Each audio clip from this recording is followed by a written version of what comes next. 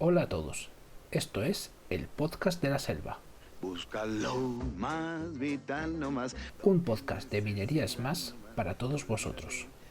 Yo soy Santi y aquí hablaremos de tecnología, de innovación, de actualidad, de música, arte, cultura, de todo aquello que os podáis imaginar. No quiera que vaya, no quiera que estoy. Hoy vamos a hablar de vehículos eléctricos, concretamente de coches.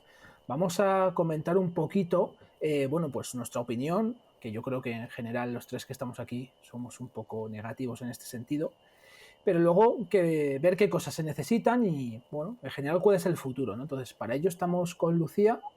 Lucía, Hola, saluda. buenas, ¿qué tal? A Lucía ya la conocéis de sobra de nuestras redes sociales. Y también con mi amigo Carlos. Carlos, preséntate, que a ti no te conocen. Muy buenas. Pues bueno, yo trabajo en una aseguradora, soy actuario y lo que me dedico prácticamente pues al cálculo de riesgos y más exactamente pues a dar precio a los contratos de seguro de coche. Bien, pues ya que nos conocéis un poquito a todos, vamos a empezar a comentar por qué el tema este de los coches eléctricos. Bueno, no sé si lo sabéis, pero en 2035 no se van a poder vender ya coches de combustión, ¿vale? Y más cercano, en 2030, es decir, en 7 años, 3 millones de coches españoles van a ser eléctricos, o ese es el objetivo.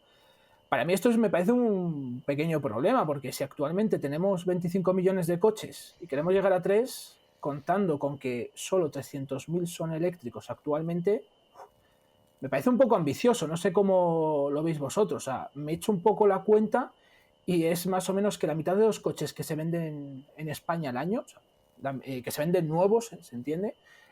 Tendrían que ser eléctricos. Vamos. O sea, la mitad de la gente que se va a comprar un coche lo van a hacer eléctrico. No sé, a mí me parece un poco extraño, ¿no? Y bueno, a mí hay otra cosa que me genera un poco de inquietud, es el hecho de que, bueno, queremos contaminar menos, emitir menos CO2, pero al final el coche eléctrico necesita una serie de materias primas que la Unión Europea no destaca precisamente por disponer de ellas. Seguro que Lucía, que le encanta este tema de las materias primas y suministros, está más puesta, no sé, ¿cómo lo ves tú? A ver, yo creo que, por ejemplo, o sea, por focalizarnos un poco a lo que es la batería en sí, se habla de baterías de litio, pero no todo es litio. O sea, de hecho, yo uno de los problemas, independientemente del litio, que por supuesto hay un riesgo, porque la oferta y la que hay ahora mismo con la perspectiva, como tú bien indicas, en 2035 no se van a poder vender coches de combustión, tendrá que ser otro tipo de vehículos. Y ahora mismo no hay yacimientos suficientes para cubrir la demanda. O esos son los números que se comentan. ¿Cuál es la solución? Eso solamente focalizado al litio. Pero luego también, por ejemplo, dentro de lo que es la batería en sí, tienes también muchos otros minerales, por ejemplo el cobalto. A mí el cobalto también es otro de los minerales que definiría como críticos en este sentido. ¿Por qué? Porque el principal suministrador es la República Democrática del Congo a la Unión Europea y es el mayor productor del mundo de cobalto. Es decir, que no hay, que si solo dependemos de un suministrador ahora mismo para hacer ese tipo de baterías de ion litio. Porque estoy asumiendo que estamos hablando de baterías de litio, que también hay baterías de sodio, pero bueno, las que están ahora mismo en el mercado más desarrolladas y con una tecnología más implementada y más asequible, que el tema del precio, igual luego Carlos también puede orientarnos un poco más, es la de litio.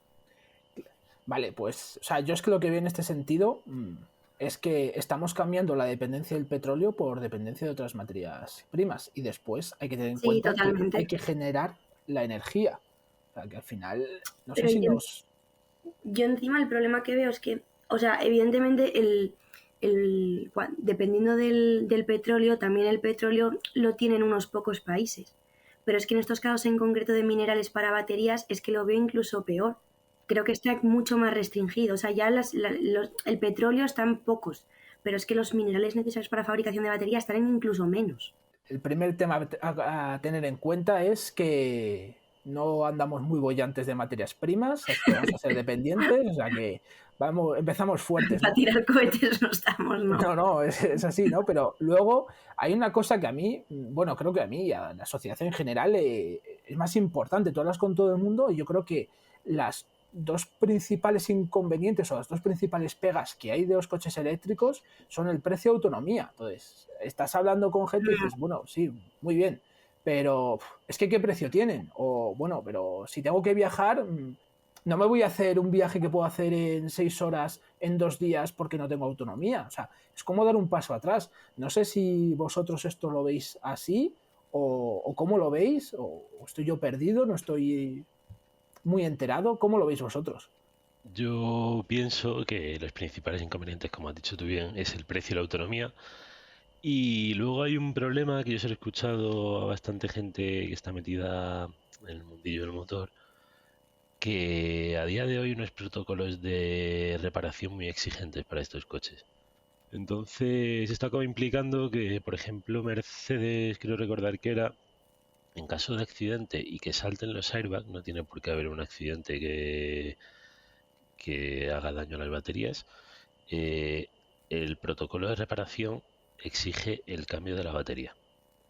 Esto es algo que la cosa es que las marcas no quieren arriesgarse a que por cualquier pequeño golpe se hayan estabilizado algo las baterías y que salga ardiendo el coche o que pase cualquier otra cosa. Esto a nivel económico, una batería, para que nos hagamos la idea, estamos hablando de un cambio de 15.000 euros o más. Entonces, algo muy importante, vamos, yo lo veo una desventaja. Y luego también hay otro problema que, pues un poco derivado de la falta de experiencia por parte de los mecánicos en general. A día de hoy los tiempos de reparación son mucho más largos en los eléctricos que en los coches convencionales. Bien, pues muy interesante porque o sea, yo solo de pensar que puedes tener un golpe que a lo mejor no es ni mucho menos siniestro de el típico golpe que te das ahora con un coche que tienes que cambiar el radiador, que es una avería, bueno, pues cara, pero no son 15.000 euros de avería, ¿no? Entonces, pues esto al final repercute directamente en la posibilidad de que tú te compres un coche. Vamos, lo veo así, ¿no? Y luego, Lucía, ¿tú qué perspectiva ves el hecho de que si tienes que viajar Oviedo-Madrid, tengas que hacer una parada en Burgos de 4 horas para recargar el coche? Hombre, pues te aseguro que me quedo en mi casa, o sea, no voy directamente. O sea, o sea, que encima, bueno, y eso, tema aparte porque este podcast no va de esto, pero ya llegar a Asturias es complicado, porque está complicado, entre el AVE y todo lo demás, ya está difícil. No voy encima a ponerme obstáculos extra, la verdad. O sea, yo no me plantearía ahora mismo, bueno, independientemente de comprarme un coche eléctrico, no me plantearía para un viaje que sea de Madrid para subirme a mi casa, por ejemplo. A las 5 horas que se me convierten en 9. No, es que, bueno, en 9 y da gracias. Porque... Exactamente, en 9 y da gracias. Es que no tiene ningún sentido. Si precisamente lo que se está haciendo ahora mismo es potenciar la agilidad en la comunicación entre ciudades, no, o sea, es que es dar un paso atrás. Yo lo veo un poco un paso atrás en la independencia de todos, por decirlo de alguna manera. En España, pues tampoco hay problemas de grandes desastres naturales como puede pasar en Estados Unidos, pero tú imagínate que de repente llega un tornado y está todo el mundo con el coche cargado y no te puedes alejar los kilómetros necesarios para salvarte porque el coche no te da. Sabes que son tonterías, pero dices una riada o lo que sea, que de repente un embalse va a pasar cualquier cosa. Que también ciertas cosas buenas que tenía el coche, la independencia, el decir, oye, te paras en 5 minutos, lo repostas y puedes seguir otros 500, 600, hasta 1000 kilómetros tranquilamente, pues ahora con esto se pierde. Bueno, y no solo eso, yo estoy pensando las típicas operaciones salida Semana Santa, carretera de Valencia a la altura de Guadalajara, que siempre es aquello un infierno. Buah, dices, quedas a medio camino. Claro, es que tú empiezas a contar ahí la autonomía, ¿no? Entonces, bueno... Eso ya pasa a ser inviable. Yo ya esto lo había comentado contigo antes. Parece que el otro día, cuando estábamos en Semana Santa, comentaron en la televisión que iba a haber 16 millones de desplazamientos en España a lo largo de la Semana Santa. 16 millones de desplazamientos, teniendo en cuenta la autonomía que tienen los coches, pues si te vas a partir de Córdoba, bueno, incluso a Córdoba no llegas con el coche eléctrico con la mayoría, te tienes que parar. Entonces, si tienes que parar, ¿qué hacemos? Tenemos en Castilla-La Mancha, montamos una red de cargadores, tiene que tener 100.000 cargadores por toda Castilla-La Mancha para que la gente vaya parando. Y luego, claro, Claro, enchufar esa cantidad de vehículos en 2 o 3 días de ida y 2 o 3 días de vuelta, que es donde al final está la mayoría de los desplazamientos, y enchufarlos todos a la red en el mismo momento. Entonces, es un problema interesante. no, y el problema adicional es como, o sea, como comentabas ahora, operaciones salida importantes de verano, Navidad, Semana Santa. O sea, sí, ya, o sea, ya está totalmente infradimensionado el número de puestos de recarga que tenemos ahora mismo ubicados en España. Conforme el número de coches eléctricos que quieren ir poco a poco implantándose en el país a los usuarios, pero claro, encima, en una operación salida de esas, no solo cuentas con que tienes que estar igual tú parado 3 horas cargando tu batería, es que igual estás haciendo una cola que parece eso un concierto de los Beatles, ¿sabes? Para poder cargar el coche. O sea, es el tiempo de espera para tú poder acceder al puesto de recarga.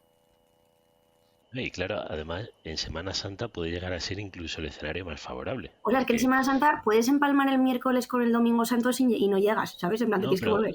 la cosa me refiero a lo de lo más favorable, porque es una temperatura a la que el coche y la batería trabajan muy bien.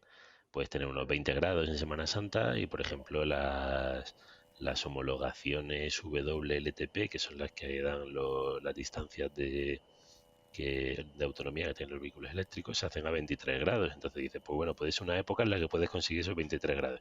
Pero si te plantas el 21 de diciembre a -2 grados en La Mancha, la autonomía a Pues, lo mejor te baja a la mitad. Bueno, o un día que Asturias se le va la pinza y es agosto, también te digo. Puedo hacer un grado en agosto en Asturias también, no te hace falta irte al 21 de diciembre. no, desde luego, o sea, hoy por hoy no lo veo, bueno, yo por lo menos, y creo que los tres no lo vemos No. realista, ¿no? Ah, bueno, y otra cosa, bueno, a modo anécdota, lo que comentabas antes con el tema de los accidentes, bueno, de catástrofes naturales y demás en el país como Estados Unidos, hace justo en Semana Santa, que me subí a mi casa, había hay un garaje en Oviedo, en el centro, que tiene puesto de recarga porque debe haber algún vecino que tiene coche eléctrico o mínimo híbrido. ¿Vale? Pues ¿qué pasó? Que no se sabe el motivo, pero hubo un cortocircuito y aquello se incendió. Y adiós, coche. Claro, tremenda. Porque encima está conviviendo con coches de combustión. Y tú encima a un coche cuando se incendia, tú no le puedes echar agua. O sea, tú una batería de litio tú le echas agua y eso no se apaga. Sí, ese ha sido otro de los problemas que han tenido a nivel cuerpo de seguridad, bomberos y todo este tipo de profesiones. Y han tenido que formarse y se están creando nuevos protocolos para la extinción de coches eléctricos porque son fuegos muy violentos. O sea, y se ven Y, vídeos que de repente sale ardiendo y es una barbaridad. claro, no, y encima y ahí en un garaje con coches de gasolina y de diésel, o sea, puedes armar la petarda ahí. Pues sí, sí, porque encima, bueno, es todo más difícil, ¿no? Pero bueno, yo creo que al final todo esto también tendría que repercutir en los sistemas de seguridad propios del vehículo, que al final eso se traduce en precio. Y bueno, yo es que tengo aquí apuntado, que creo que Carlos seguro que lo tiene más claro, pero ayer me busqué cuánto vale un Peugeot 208 en este momento, ¿vale? Que un Peugeot 208 es un coche sencillito, normal, tal. Bueno, pues los hay desde 18.000 euros si son gasolina. Pero sabéis que si son eléctricos llegamos a 34.000 euros. O sea, se dobla prácticamente. Bueno, pero sí que va un poco acorde con lo que decía Carlos. Si una batería son unos 15.000 euros, pues ahí lo tienes. Pero es que ese al final es el problema. O sea, el problema no es la electricidad, o sea, el coche eléctrico, sino de dónde viene la electricidad y dónde está depositada. Si al final la manera, o sea, lo que alimentase el motor eléctrico fuese la pila de hidrógeno, pues dice, ya la cosa cambia por completo. O cualquier otra cosa que pudiese, los motores eléctricos funcionan fantásticamente, van genial, pero el problema es tener que llevar esa cantidad de peso en el coche, en todo momento esté cargado o descargada la batería, el coste que tiene. Yo lo veo una problemática eso. Y creo que esto no es definitivo, sino que esto es un periodo de transición y que Europa, pues la que más en serio se lo está tomando, y puede que los que salgamos afectados seamos los propios consumidores europeos. No tengas ningún tipo de duda. O sea, al final lo que tú has comentado del 208, yo he sacado los 5 coches más baratos de eléctricos. El primero es un Dacia, pelado y mondado, por decirlo de alguna manera, no tiene nada, y tiene una autonomía de 230 kilómetros en las condiciones más favorables de todas, o sea que habrá que ver cuánto de eso realmente puedes hacer, y tiene un precio de 20.000 euros. O sea, es equivalente a un Dacia Sandero, y un Dacia Sandero es un coche que hace nada estaba bastante baratito. Y 20.000 euros de coche, pero es que el segundo es un Fiat 500 eléctrico y el precio asciende ya a casi 28.000 euros. ¿Qué pasa? Yo ahora creo que hay una cosa, que al final tú tienes planes que está sacando el gobierno, el plan MOVE, diferentes descuentos que hay por ser un vehículo eléctrico. Esto está muy bien para los primeros que se adhieren al plan, pero cuando seamos todos los que queremos comprar coches eléctricos, si a todos nos dan 100.000 euros será el timo de las tampitas, bueno, los tendrán que quitar de algún lado para luego darnos, ¿sabes? Al final la cosa es si hay un 1% que le estamos pagando entre todos los 6.000 euros, pero cuando ya haya un volumen de ventas mayor es inviable. Inviable eso, como las ayudas a aparcamientos o la gratuidad de los aparcamientos en el centro de las ciudades como Madrid o cierto tipo de cosas, que cuando todos los vehículos sean así, pues esas ayudas se irán y pasaremos a pagar todo con el vehículo eléctrico. También te digo que yo como veo complicado llegar a ese punto, pero porque veo complicado que haya coches eléctricos a los que puedas darle ayudas para que te los compres, porque no para fabricarlos todos.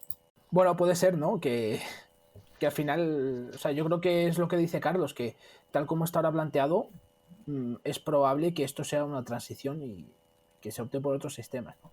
Y luego también estaba pensando yo otra cosa, bueno, estamos hablando de todo esto, pero en España el acceso a los coches se hace en gran medida por coches de segunda mano. Es decir, en España se venden más del doble de coches de segunda mano que nuevos, ¿vale?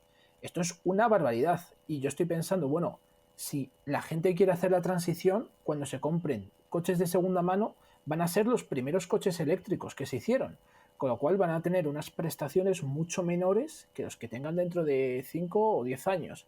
Pues al final se junta diversas cosas. Para empezar, España es uno de los países que los últimos de los países de la Unión Europea que en los últimos 20 años menos ha incrementado el salario medio. Sin embargo, los coches en los últimos 20 años, modelos que prácticamente han duplicado su precio.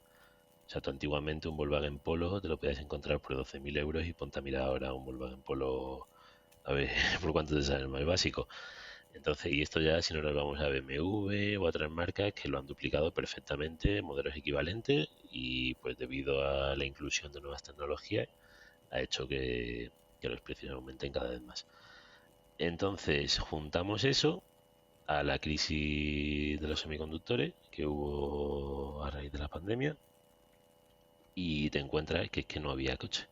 Entonces, como no había coche, las estadísticas de los últimos años de vehículos de segunda mano pues ha aumentado muchísimo la compra de segunda mano y encima ha aumentado un montón los precios porque había muy poca oferta y muchísima demanda. Entonces hemos pasado a ver un montón de anuncios de diferentes grandes marcas que se dedican a la venta de vehículos de segunda mano que te quieren comprar el coche, qué tal. Entonces los coches se están depreciando menos de lo que se depreciaban antes debido a que hay mucha demanda en el mercado de segunda mano porque prácticamente no hay oferta de vehículos nuevos por parte de las marcas. O sea, hace 10 años, cuando alguien se quería comprar un coche, se iba al concesionario, le daba un catálogo, pedía todas las opciones que quería y se lo traían en un mes o en 2 meses el coche. A día de hoy, la mayoría de la gente le dice, mira, lo que hay es esto. Y si lo quieres bien, y si no, porque conozco gente que ha pedido un coche y han tirado 10 meses para recibir un coche. Y no le daban la opción de elegir prácticamente nada. Es porque hay un retraso en la industria de la automoción muy importante. También te digo que yo en este sentido, o sea, veo mucho más sentido, por lo que comentabas, cómo se ha potenciado el mercado de los coches de segunda mano siendo de combustión. Pero si tú tienes en cuenta que esos coches igual que o sea, puedes haber usado que 10 12 años y luego lo consideras de segunda mano, o sea, a veces que menos, pero quiero decir, yo por ejemplo, el coche antiguo de mi madre, un Volvo S40, el Volvo S40 estuvo 20 años o sea, decir, con sus revisiones periódicas y demás, pero estuvo en 20 años funcionando bien, sin necesidad de cambiar ningún componente, o sea, por un importe lo suficientemente grande como para que te plantees cambiarlo. ¿Qué es lo que pasa? O sea, ¿qué problema veo yo en este sentido? Que un coche eléctrico, o sea, la batería tiene una vida útil.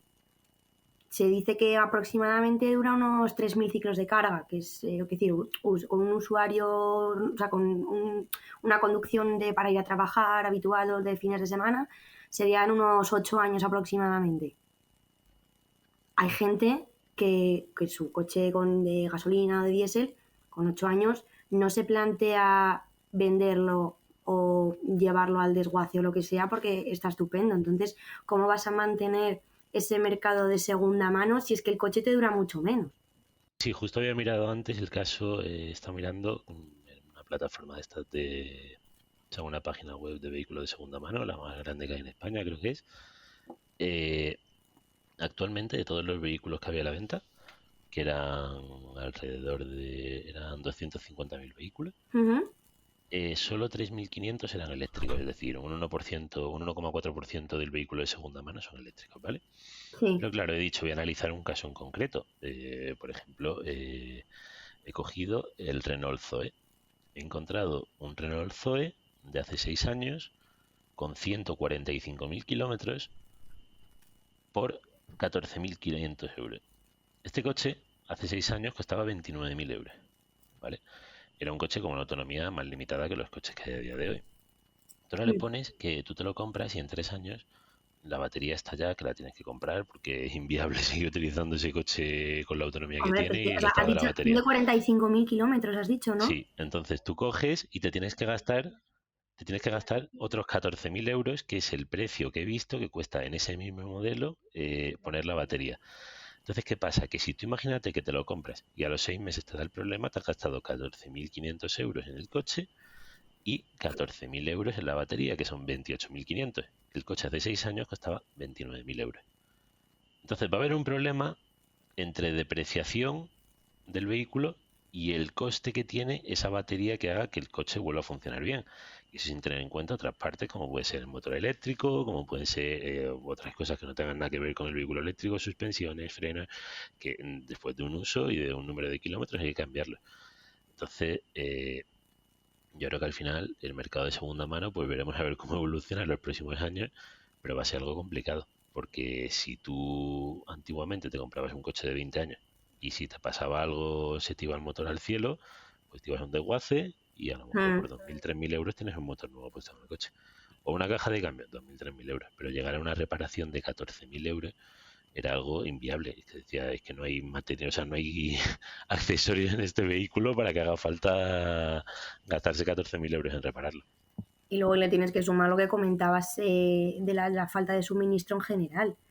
Tú cuando compras un coche de 20 años que está en el desguace y dices, oye, mira, que le tengo que cambiar el motor. Pues bueno, le ponías otro, o sea, te apañabas fácil relativamente para sacar otro de otro lado y lo ponías a punto el coche y ya tenías el coche funcionando. Pero ahora tú imagínate el caso que decías ahora. Me compro ese modelo de coche de 14.000 euros y a los 6 meses me falla la batería porque ya está muy rodado y ya tengo que conseguir una. No solamente el precio, es que a ver cuándo la consigues. O sea, igual estás meses con el coche metido en el garaje y tienes que comprarte un patinete de esos porque no puedes sacar el coche porque no funciona. A ver cuándo te llega la batería nueva. Sí, no. Para mí tal cual, ¿no? Y, o sea, al final esto yo creo que no son más que problemas, ¿no? Entonces, por añadir una cosa más, que yo creo que al final, alguna vez que hemos comentado entre nosotros sobre esto, yo decía, bueno, todo el coche eléctrico muy bien, no contamina, tal, pero ¿a qué huele un coche eléctrico? Es decir, a mí, por ejemplo, que me gustan los coches, el hecho de, jolín, que tenga gasolina, que huela, que poderte meter debajo, yo sé, trastear, tal, es algo con lo que yo por lo menos disfruto. Y muchísima gente en España tiene como hobby tener un coche, lo cuida, Mira, el sonido al arrancar de un coche potente, ¿sabes? ya está. Bueno, yo lo que más echo de menos es el sonido del freno de mano. Que ahora como es un botón, pues no funciona. Pero, y es jolín. Pues tú imagínate que ahora es como si encendieses la Play. Pues no me hace ninguna gracia, ¿no? A ti, Carlos, que te gustan los coches, ¿tú tendrías algún coche eléctrico tipo hobby? ¿O preferirías tener antes un coche clásico de gasolina, por ejemplo? Yo, en cuanto a lo de a qué huele, a mí me da la sensación que los coches de hoy cada día huelen más a plástico y a coche de Scalextric. Al final, un coche eléctrico pues es lo mismo que un coche de Scalextric, un motor y la corriente y ya está.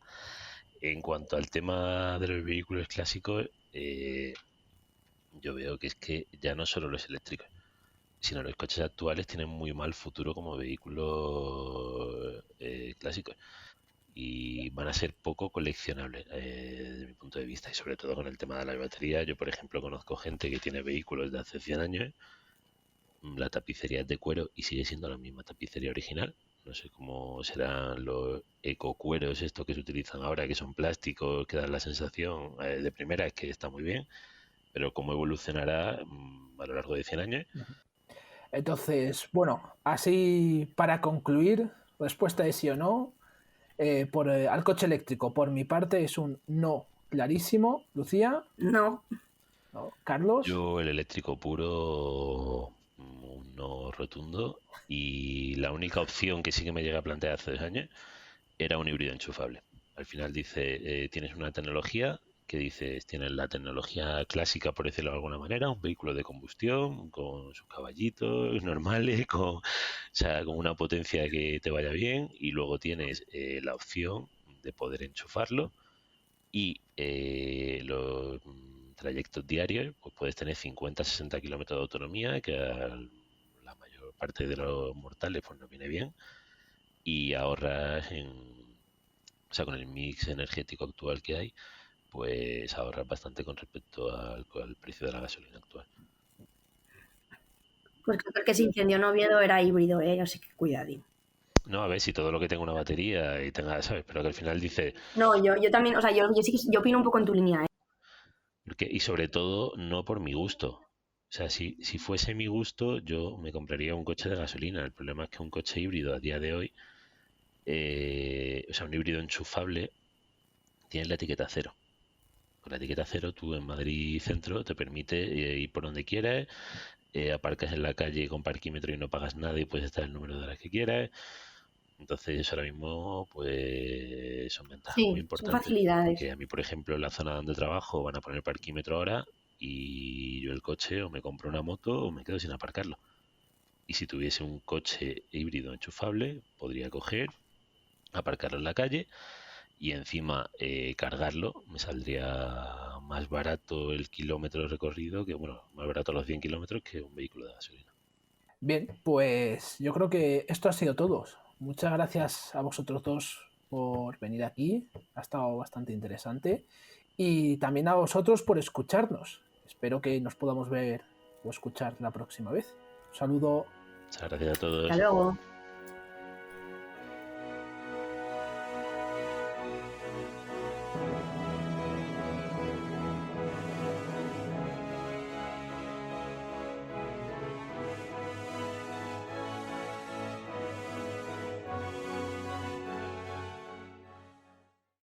El podcast de la selva, un podcast de Minería es Más.